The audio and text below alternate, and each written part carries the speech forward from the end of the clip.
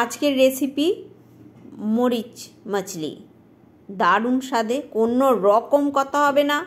বাড়িতে অবশ্যই ট্রাই করে খেতে হবে। আমার ভিডিওর প্রথমে কথাটা আমি বলেই দিলাম। মাছ ভাজা রেডি। মেন কোর্সে আমি যাব। গরম তেল করে কালো জিরে ফোড়ন দিয়ে হলুদের গন্ধ ছাড়বে বলে হলুদটাকে একটু নেড়ে নিয়ে ফুটন্ত গরম জল ঢেলে দেবো। তারপরে জলটা যখন ফুটবে জিরে বাটা, বেশ জিরেটা অনেকটা বাটা দিতে হবে, জিরে বাটা দিয়ে কয়েকটা কাঁচা লঙ্কা ফেলে দেবো।